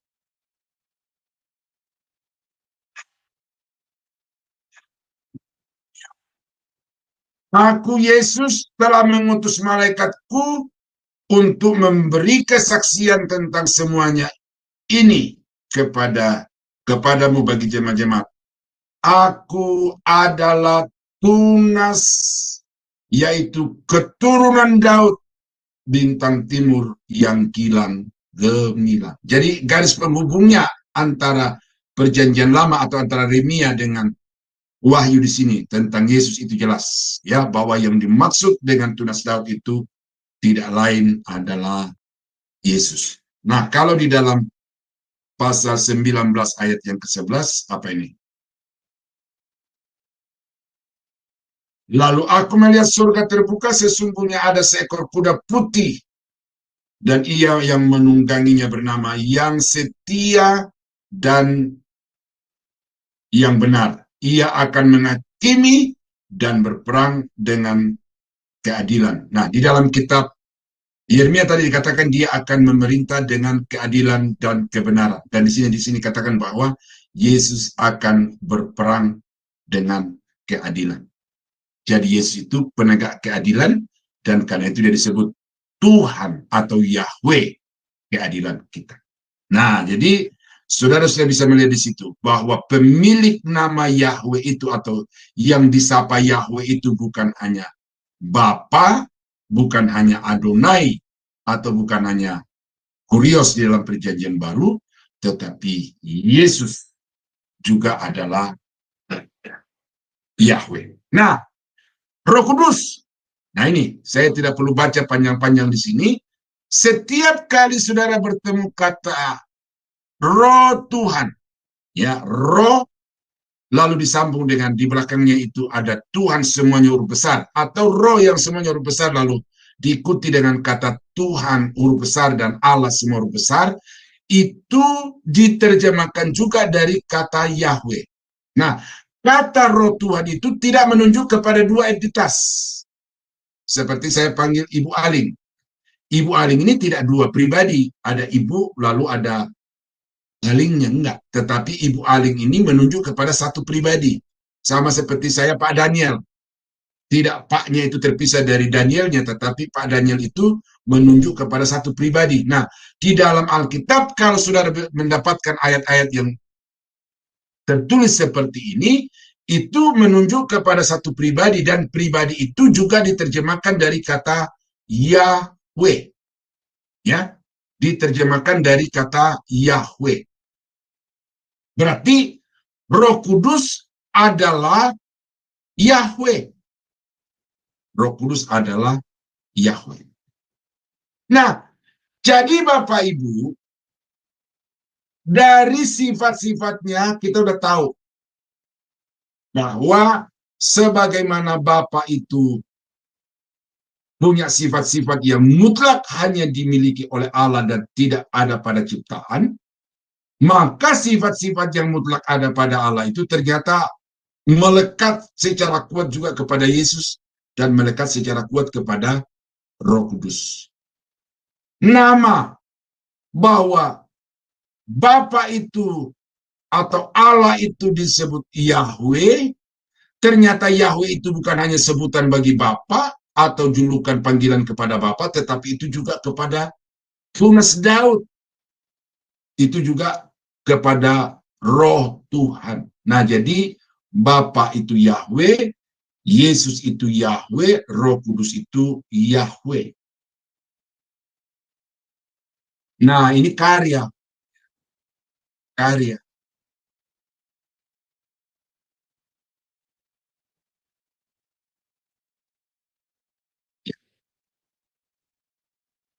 Nah, Bapak Ibu agak lupa colokan casannya itu, hampir mati. Ya, karya. Apa yang dikerjakan Bapa, dikerjakan Yesus dan anak. Ya. Nah, saya kira ini sudah tidak terlalu tidak terlalu harus saya uraikan satu demi satu, ya. Tetapi nanti di rumah Bapak Ibu bisa memeriksa ayat-ayat ini. Nah, khusus untuk Roh Kudus, apakah Roh Kudus itu pencipta? Ini ayat-ayat ini, ya, bahwa bayi Yesus yang ada di dalam rahim Maria itu bukan hasil dari perpaduan antara sperma seorang laki-laki dan sel telur seorang wanita, tetapi bayi Yesus yang ada dalam kandungan Maria itu murni sepenuhnya dari Roh Kudus. Oh, murni sepenuhnya dari Roh Kudus. Nah, dengan demikian Bapak Ibu, jelas bahwa sebagaimana Bapa pencipta, Anak pencipta, Roh Kudus pencipta. Sebagaimana Bapa mengampuni dosa, Anak mengampuni dosa, Roh Kudus juga mengampuni dosa. Ya. Bapa membangkitkan orang mati, Yesus Anak membangkitkan orang mati, Roh Kudus membangkitkan orang mati. Itu karya penyelamatan ini, ya, karya penyelamatan. Bapa menyelamatkan, Anak menyelamatkan, ini ayat-ayatnya. Roh Kudus menyelamatkan. Jadi jangan sudah pikir bahwa hanya Yesus juru selamat, ya. Bapa juru selamat, Roh Kudus juru selamat. Jadi tiga-tiganya terlibat di dalam penyelamatan orang-orang berdosa. Ini ayat-ayat. Ini bukan karang-karangan ini Bapak Ibu. Ini bukan keyakinan, tetapi ini fakta-fakta. Jadi kalau saya paparkan fakta-fakta seperti ini kepada Bapak Ibu, lalu saudara masih menyangga, masih membangun argumentasi-argumentasi yang tak jelas, ya kita nggak bisa diskusi. Tetapi coba perhatikan fakta-fakta ini. Nah, jadi saudara-saudara, saya berkesimpulan sampai di sini bahwa Bapa itu, Allah itu jelas Tritunggal. Ya, itulah kesimpulan saya. Saudara setuju atau tidak setuju, itu urusan saudara.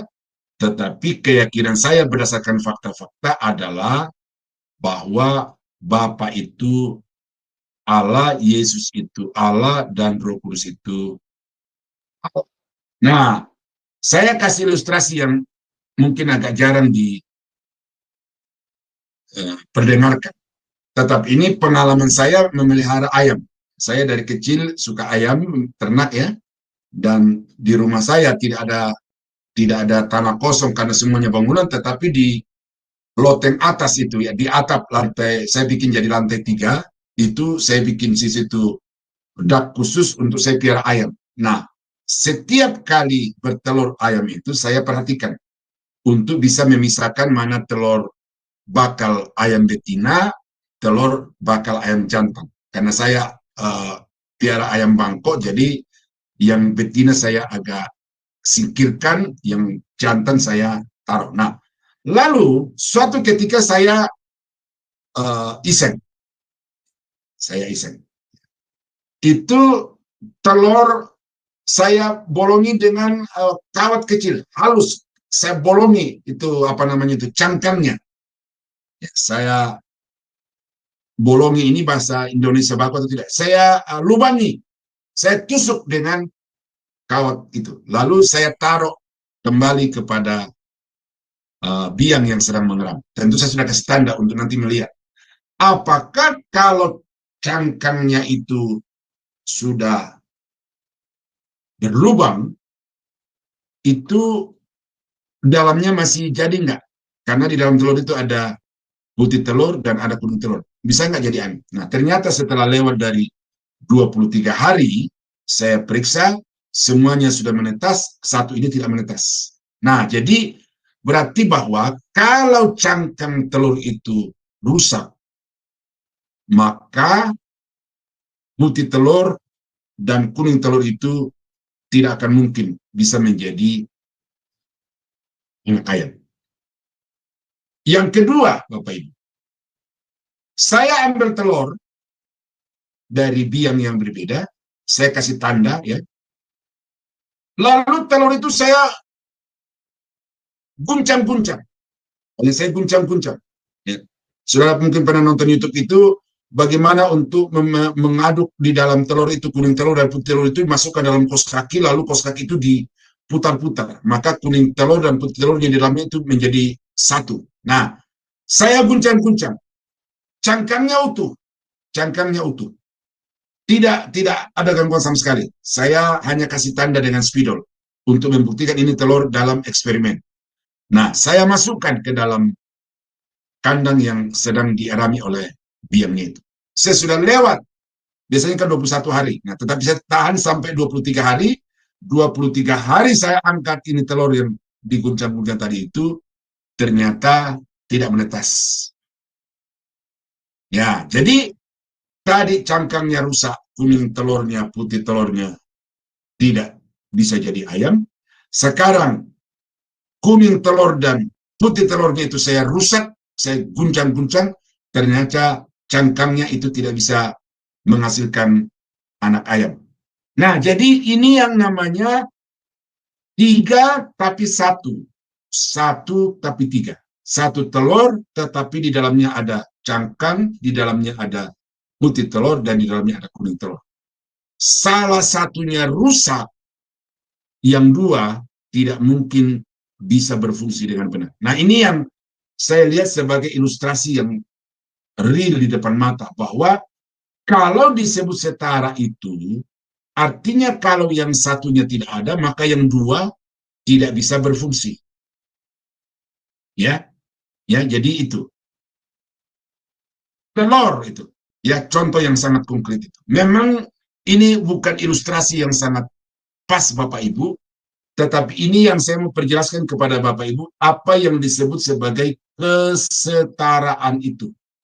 Setara tidak berarti mutlak sama, tetapi artinya bahwa yang satu itu tidak akan bisa tanpa yang 2, atau yang 2 itu tidak akan mungkin tanpa yang 1. Jadi baru disebut sebagai Allah kalau tiga-tiganya melekat satu dengan yang lain. Makanya Bapa, Anak, dan Roh Kudus itu adalah Allah. Karena kalau hanya Bapa saja dia bukan Allah, dan kalau dia Yesus saja dia bukan Allah, atau kalau Roh Kudus saja dia bukan Allah. Nah, ini dia ayat-ayatnya. Oh ya, ini ada ayat yang kita belum baca tadi ya. Yesaya pasal 44 ayat 6 dan 9, coba. Ini tentang Yesus sebagai Yahweh. Yesaya 44 ayat 6. Beginilah firman Tuhan, Raja dan Penebus Israel. Tuhan, nah Tuhan itu huruf besar semua. Tuhan semesta alam. Berarti Yesus adalah Yahweh serua sekalian alam. Penguasa alam semesta. Itu di ayat yang ke-6. Lalu ayat yang ke-9, orang-orang yang membentuk patung semuanya adalah kesia-siaan, dan barang-barang kesayangan mereka itu tidaklah memberi faedah. Penyembah-penyembah patung itu tidaklah melihat dan tidaklah mengetahui apa-apa. Oleh karena itu mereka akan mendapat malu. Oh, tidak, hanya ayat yang ke-6. Ya, ayat yang ke-6 saja Bapak Ibu. Nah, ini ya ajaran. Nah, ini saya mau kutip ini sebagai penutup ya Bapak Ibu ya. Yesaya 44 ayat yang ke-9 tadi itu dicoret karena mungkin saya agak tidak cermat untuk menaruhnya di situ ya.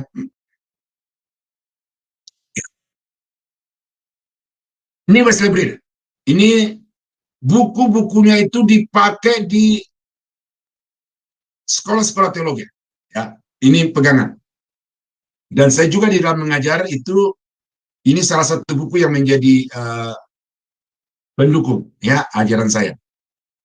Nih, apa yang dikatakan oleh Wesley Brill, ini saya ambil dari buku Dasar yang Teguh yang diterbitkan oleh Kalam Hidup tahun 53 ya. Walaupun Allah yang Esa 3 oknum adanya, tetapi ia hanya satu pribadi, satu diri. Patut kita berkata begini, Bapa ialah Allah adanya, Anak ialah Allah adanya, dan Roh Kudus ialah Allah adanya. Akan tetapi ini tidak berarti 3 Allah, melainkan satu Allah yang Esa.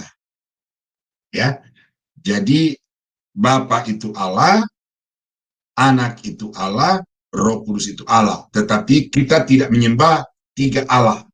Kita menyembah Allah yang Esa. Kembali kepada Ulangan pasal 6 ayat yang ke-4. Ya, dengarlah Israel. Israel. Yahweh Elohenu, Yahweh Ehad. Oh, itu pengakuan iman. Dan ini sama seperti ini. Bapa secara Bapa saja. Ini karena kalimat langsung dari Pak Wesley Brill, jadi secara Bapa. Atau Bapa secara sendiri saja, bukan Allah adanya. Lihat ya, bukan Allah adanya. Sebab Allah bukan Bapa saja, bukan hanya Bapa, tetapi Allah itu juga Anak dan Roh Kudus juga. Ya. Yang kedua, anak secara anak saja atau anak sendiri, Yesus sendiri, bukan Allah adanya. Sebab Allah bukan anak saja, melainkan Bapa dan Roh Kudus juga. Ketiga, Roh Kudus secara Roh Kudus saja atau hanya Roh Kudus saja, bukan Allah adanya. Sebab Allah bukan hanya Roh Kudus saja, melainkan Bapa dan Anak juga. Nah, jadi jelas di sini Wesley Brill itu mengatakan bahwa kalau kita pisah-pisahkan, ya, orang yang mengatakan hanya Bapa Allah itu berarti tanpa sadar dia menghilangkan hakikat kealahan dari Bapa itu, karena kalau Bapa tanpa Anak tanpa Roh Kudus, dia bukan Allah. Ya, jadi itu. Nah, lalu tadi ketika saya memberi ilustrasi tentang telur itu menghilangkan apa itu hipotesa di awal tadi yang jenjang itu. Jadi tidak berjenjang tetapi setara, karena satu terikat terhadap yang lain. Satu tanpa yang lain dia bukan Allah. Jadi tidak ada yang lebih dominan di dalam kepribadian Allah itu, dalam pribadi-pribadi Allah itu. Bapa tidak lebih besar dari Anak, dan Anak tidak lebih besar dari Roh Kudus. Jadi setara, ya, karena tanpa Roh Kudus seperti yang dikatakan oleh Wesley Brill di sini, Bapa dan Anak itu bukan Allah. Itu yang namanya setara. Nah, jadi saudara-saudara sekalian, itulah penjelasan saya tentang Tritunggal, ya. Dan saya tidak mau paksakan Bapak Ibu untuk sepaham dengan saya, sekeyakinan dengan saya.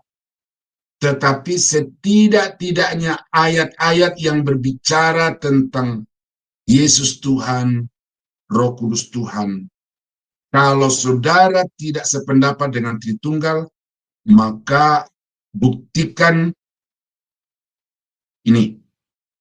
Buktikan bahwa ini, ya, sifat-sifat yang melekat kepada Yesus itu tidak mutlak menunjukkan kealahan. Nah, itu jadi saudara boleh anti Tritunggal, saudara boleh tidak percaya Tritunggal, tetapi tolong ayat-ayat ini ditafsirkan untuk membenarkan keyakinan saudara sebagai penganut oneness atau sebagai penganut Tritunggal. Ya, saya tidak sedang menantang, tetapi artinya sebagai seorang akademisi, saudara juga mesti mempelajari Alkitab itu secara keseluruhan dan bukan hanya mencomot bagian-bagian yang mendukung pikiran saudara. Kalau saudara mencomot ayat-ayat yang mendukung pikiran saudara, maka itu adalah kejahatan yang suci. Tetapi istilah saya di dalam diktat saya itu memperkosa ayat-ayat Alkitab untuk kepentingan diri sendiri. Nah, jadi saudara, saya kira itu ya apa yang saya bisa paparkan. Saya kembalikan kepada Ibu Aling. Kalau ada Bapak Ibu yang mau mencoba menyangga, saya terima kalau sanggahan saudara itu berdasarkan kepada ayat-ayat Alkitab yang memang kuat untuk menyangkal tentang Tritunggal. Kalau penafsirannya barangkali masih perlu dipertanyakan, ya Bapak Ibu harus mantapkan dulu penafsirannya. Tuhan Yesus memberkati.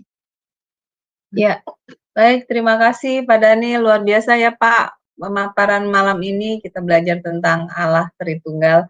Baik, sebelum kita masuk pada sesi selanjutnya, maka saya akan menampilkan acara Sema Adonai ke depannya. Ya, sebentar ya Bapak Ibu. Ya, baik, dimulai dengan nanti setelah kelas pembelajaran kita ini, masih ada kelas pembelajaran firman terakhir ya Bapak Ibu di Sema Adonai.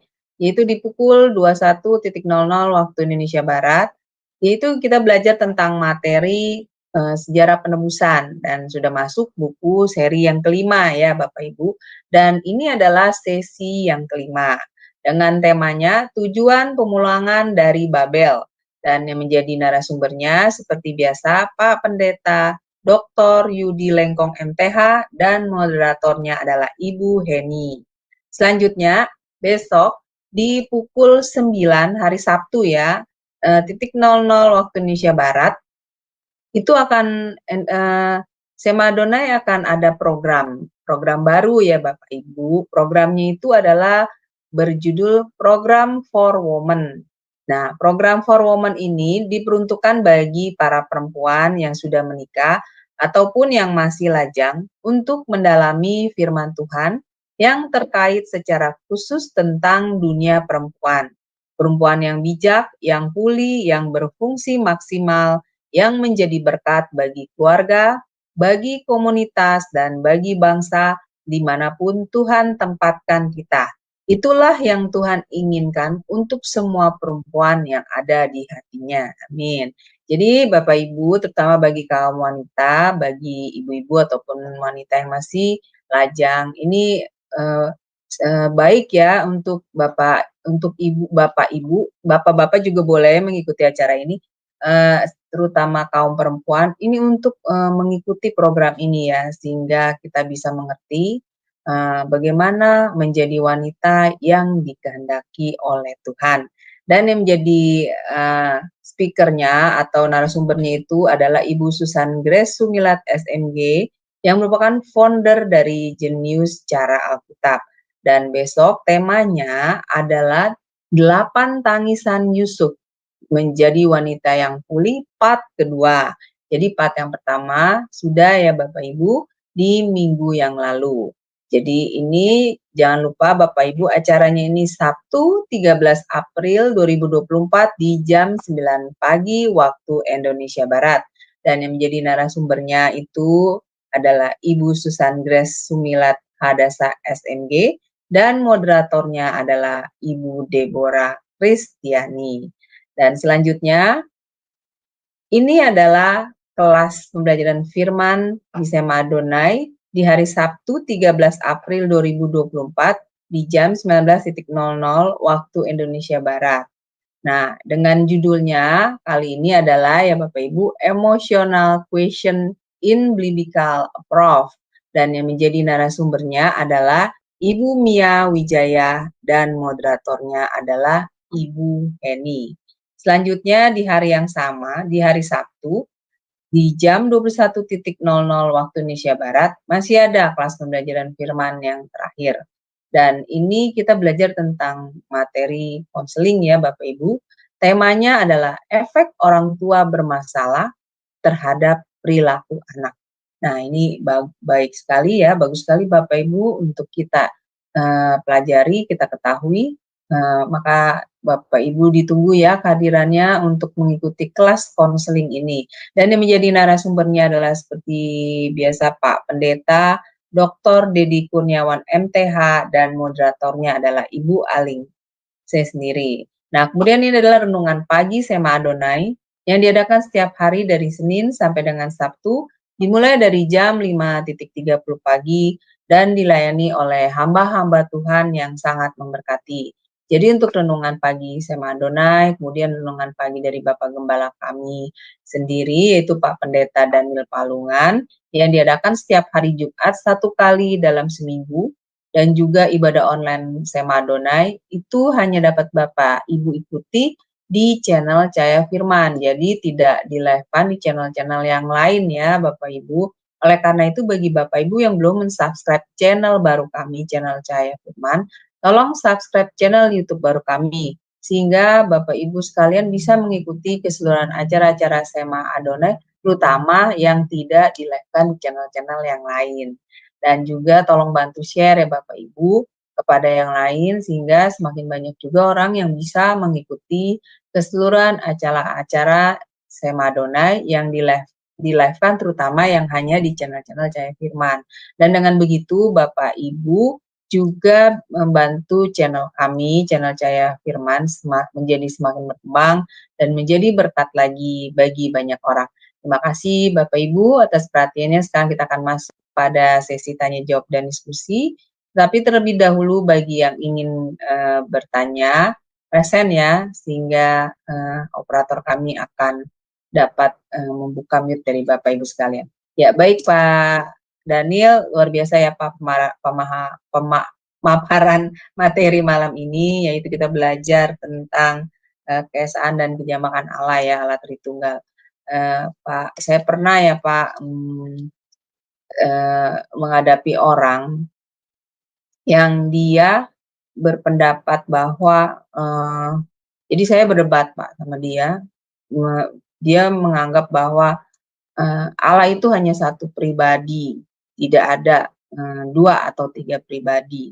Nah, kalau orang itu menganut paham seperti itu namanya dia menganut paham apa ya Pak? Dia hanya menganggap bahwa Allah itu hanya satu pribadi, Pak Daniel.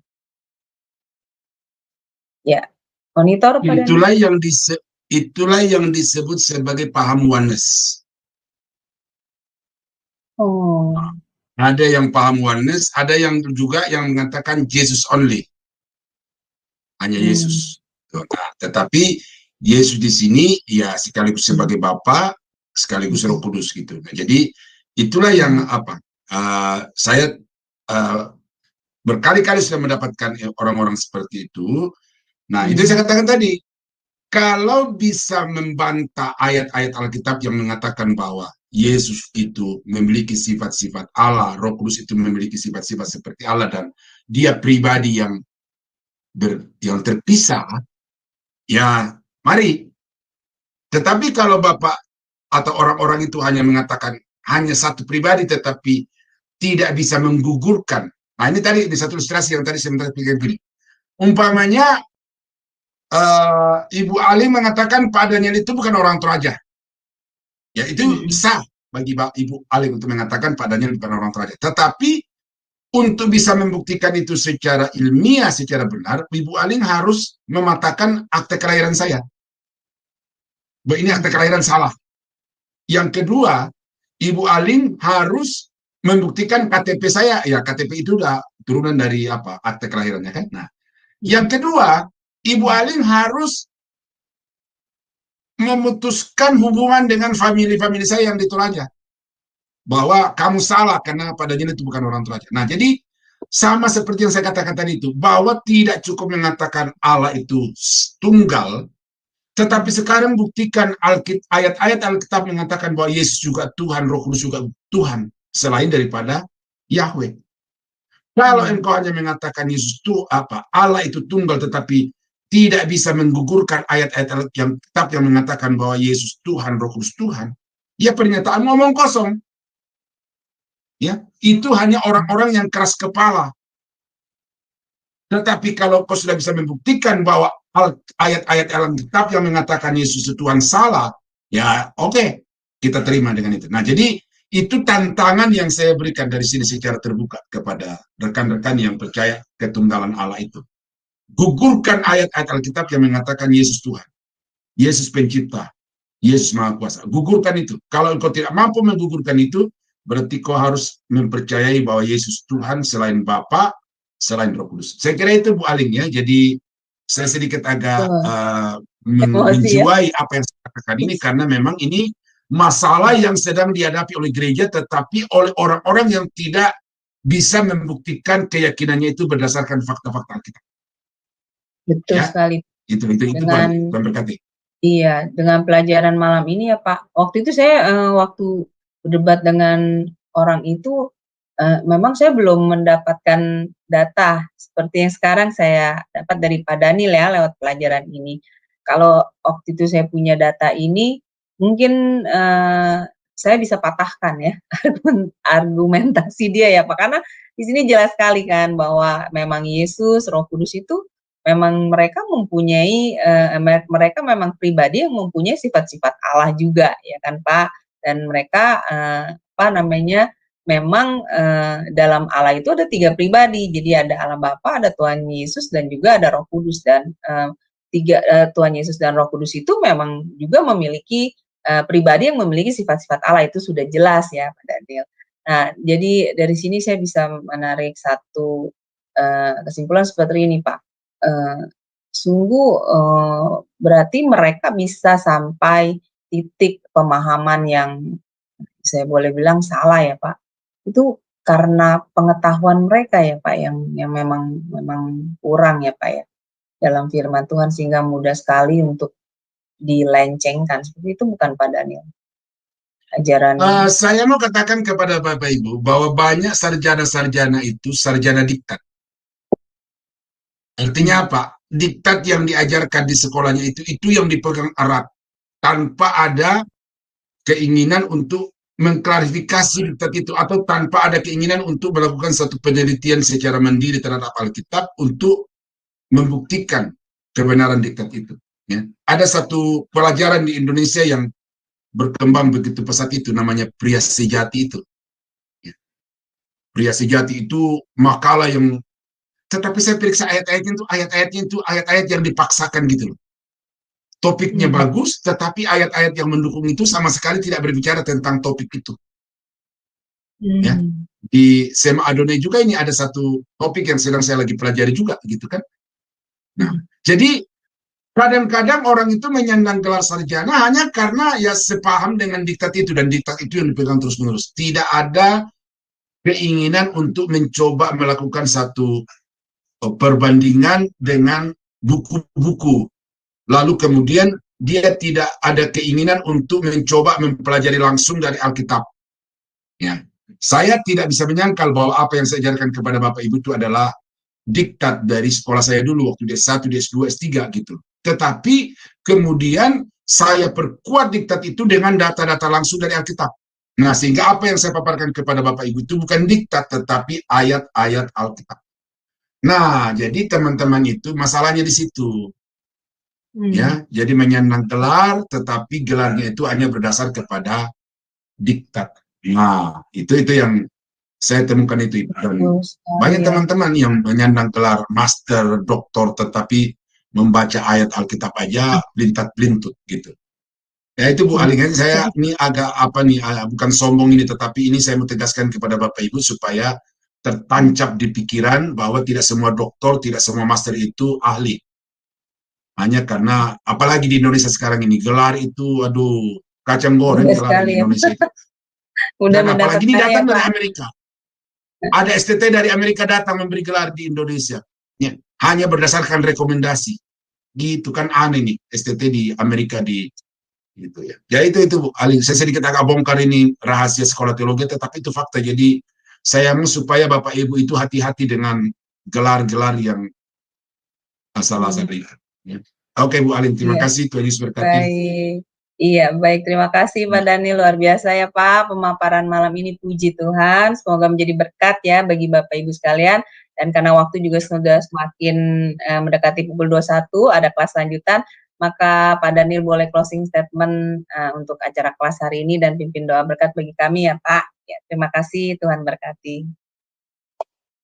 Ibu mengerti situasi saya, agak tegang lagi kembali nih kursi-kursi saya, jadi ya saya senang bahwa kita akan akhiri. Ya, mari Bapak Ibu ya, jadi saya tidak menyampaikan keyakinan saya kepada Bapak Ibu, saya tidak memaksakan keyakinan saya kepada Bapak Ibu, tetapi data-data Alkitab saya paparkan kepada Bapak Ibu. Nah sekarang, apakah Bapak Ibu mau percaya kepada apa yang dikatakan Alkitab, atau mau percaya kepada diktat atau buku-buku yang Bapak Ibu warisi dari sekolah atau dari pendeta-pendeta idola saudara, ya.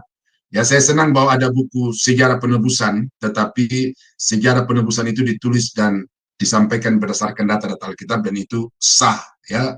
Tetapi untuk mengkonfirmasi isi buku dari Sejarah Penebusan itu, mari kita belajar lagi dari Alkitab, supaya dengan demikian iman kita tidak berdasar kepada buku Sejarah Penebusan, tetapi iman kita itu berdasar kepada apa yang dikatakan di dalam Alkitab. Nah, kiranya Bapak Ibu diberkati oleh Tuhan, Roh Kudus mencerahkan pikiran Bapak Ibu, Roh Kudus melembutkan pikiran Bapak Ibu, untuk bisa menerima apa yang saya paparkan kepada kita semua pada malam ini. Tuhan Yesus memberkati. Mari kita tunduk kepala dan kita berdoa. Bapa, terima kasih untuk pimpinan-Mu di dalam diskusi kami pada malam ini yang kami sudah mendapatkan dari firman Tuhan, betapa Engkau Allah kami, Allah yang ajaib dan tiga tetapi satu, satu tetapi tiga. Satu misteri yang tidak pernah kami bisa pahami, tetapi dengan iman dan dengan fakta-fakta firman Tuhan pada malam ini, kami sudah tidak bisa meragukan lagi bahwa sungguh Engkau Allah itu Allah yang esa. Terima kasih Bapak, sebentar kami akan bisa, teman-teman akan melanjutkan tugas untuk kelas berikutnya, dan hamba-Mu juga akan beristirahat, tolong pulihkan supaya penyakit yang sedang menerpa hamba-Mu ini bisa diangkat, dan dengan demikian bisa melanjutkan tugas-tugas pada malam ini dan hari esok seterusnya. Terima kasih Bapak, kami berdoa mengucap syukur untuk malam ini dalam nama Yesus. Saudara-saudara sidang jemaat yang dikasihi Tuhan, kiranya anugerah dari Allah Bapa di dalam surga, damai sejahtera dari Tuhan kita Yesus Kristus, serta persekutuan kuat kuasa Roh Kudus, kiranya menyertai kita sekalian dari sekarang sampai selama-lamanya. Di dalam nama Yesus, kami akhiri kelas pada malam ini. Haleluya. Amin. Ya, terima kasih Pak Daniel untuk pelayanannya yang luar biasa bagi kami semua. Semoga pelayanan Bapak semakin diberkati Tuhan lebih dan lebih lagi, menjadi berkat bagi banyak orang, dan juga semoga sakit gigi Bapak segera dipulihkan ya dalam nama Yesus, oleh Tuhan Yesus. Amin. Bapak bisa beraktivitas kembali dengan lancar. Baik Bapak Ibu, terima kasih untuk kebersamaannya bersama kami pada kelas pembelajaran kali ini. Jangan lupa masih ada kelas lanjutan di pukul 21.00 waktu Indonesia Barat, yaitu kelanjutan kelas sejarah penebusan. Baik, terima kasih Bapak Ibu. Selamat bertemu kembali ke kelas ini pada Jumat mendatang ya, di pukul yang sama pukul 19.00 waktu Indonesia Barat. Tuhan berkati. Shalom, shalom, shalom.